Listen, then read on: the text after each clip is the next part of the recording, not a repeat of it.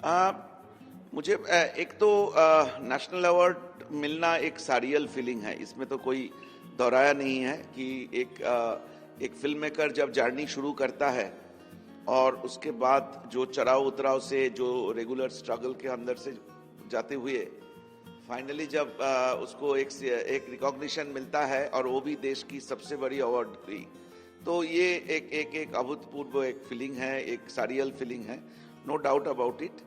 And क्या है ना, मेरा जो ये केरला स्टोरी का जो जर्नी है, 10-12 साल जो मेहनत हम लोगों ने सब मिल के किए और फाइनली फिल्म बना, ये एक लगता है कि एक टीम वर्क की विक्ट्री है, एक विंडिकेशन है कि हमने सच को तरसने के लिए सिर्फ बॉम्बे शहर में बैठ के एक फिल्म नहीं बनाए, केरल की गांव शहर घूम घूम के हम लोगों ने तथ्य जुगाड़ करके फाइनली ये फिल्म बनाए। तो इसका एक अलग ही आनंद है जो मैं जिंदगी भर जिसको याद रखूंगा।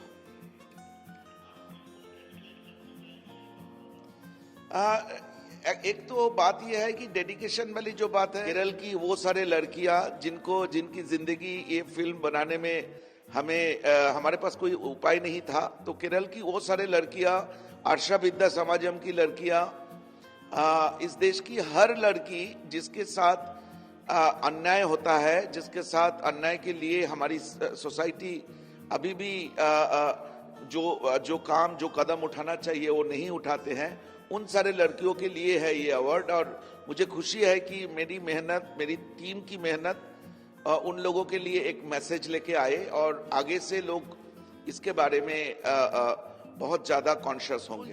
विपुल जी मेरे लिए एक ऐसा शख्स है जो, मुझे याद है ये जब 2018 में मैंने एक डॉक्यूमेंट्री फिल्म बनाया था in the name of love करके, जो फिल्म जेएनयू में जब स्क्रीनिंग था उसके बाद जेएनयू में बहुत बड़ा हंगामा होता है, रायट होता है उस फिल्म को लेके।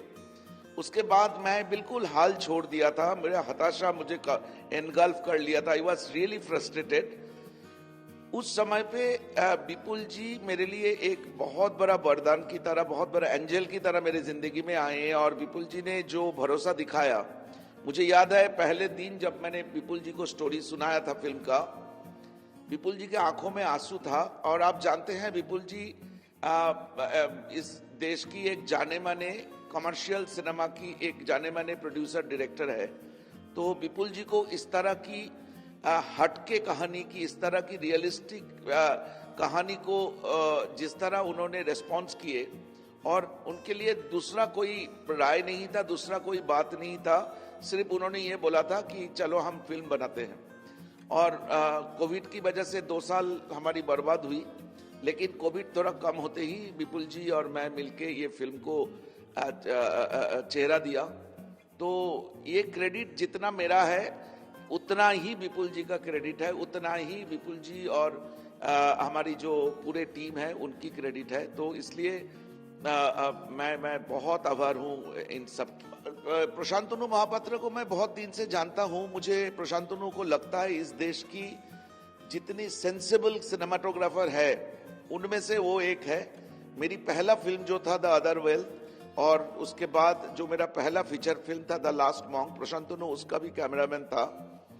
और प्रशांतनु की sense, cinema sense, visual sense, light sense को लेके इम्पैरेलल है। मतलब उसकी जो आपने देखा होगा फिल्म में, केरल की ग्रीन और केरल की जो अंधेरे की दुनिया को हमने उजागर किया, और उसके साथ लद्दाख की जो डिफिकल्ट टेरेन का जो तालमेल था, पूरे फिल्म को एक विजुअल स्ट्रक्चर में बांधना, ये बहुत डिफिकल्ट काम था। मैं जूरी बोर्ड के ऊपर इतनी ज्यादा मेरा भरोसा बढ़ा, इन्होंने जो जजमेंट दिए हैं कि इतनी सेंसिबली एक विजुअल स्ट्रक्चर को इस फिल्म की खड़ा करना और कहानी को लाइट एंड शैडो में व्यक्त करना, ये एक बहुत ही rarest of the rare camera work था। एंड प्रशांतनु मेरे हिसाब से सबसे ज्यादा डिजर्विंग था इस अवार्ड के लिए, और the jury board has done the justice. मैंने जो केरला की विक्टिम्स को, जब मैं पहले केरला जाता था 2014-2015 के समय पे, मैंने इन लड़कियों से जब मिलता था मेरे लिए आंसू रोकना बहुत मुश्किल था। किस हालत में थे जो लोग ये मैनिपुलेटिव कन्वर्शन की शिकार थे और मैनिपुलेटिव कन्वर्शन से बाहर आके दोबारा कन्वर्ट करके हिंदुत्व को एक्सेप्ट कर लेने के बाद जो सामाजिक शोषण, सामाजिक बॉयकॉट, फिनेंशियल डिस्ट्रेस में गुजरे थे, वो मैं अपने आंखों से देखा। मुझे अर्षा विद्या समाजम का उन सारे लड़कियों की एक एक कहानी मुझे मालूम है। मुझे वो दृश्य मालूम होता है पहले दिन जब मैंने इन लोगों से चुपके से मिलने गया था।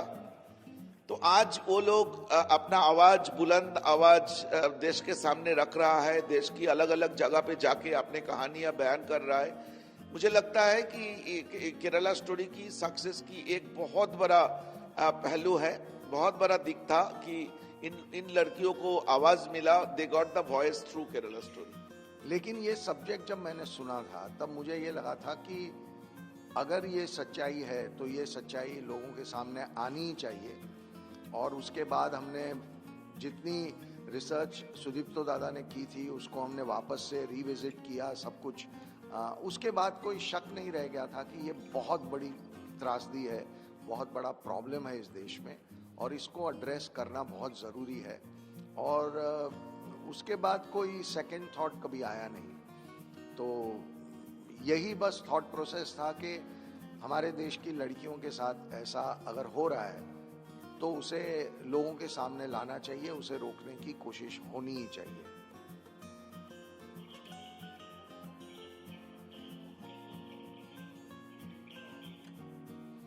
देखिए, नेशनल अवार्ड इस देश का सबसे बड़ा अवार्ड है और बहुत टफ कंपटीशन होता है। पूरे भारत भर से फिल्में आती हैं, रीजनल फिल्में होती हैं, साउथ की फिल्में होती हैं, हिंदी फिल्में होती हैं। करीब करीब 600-700 फिल्मों के अंदर से एक बहुत एक्सटेंसिव प्रोसेस से जूरी इस नतीजे पर पहुंचती है।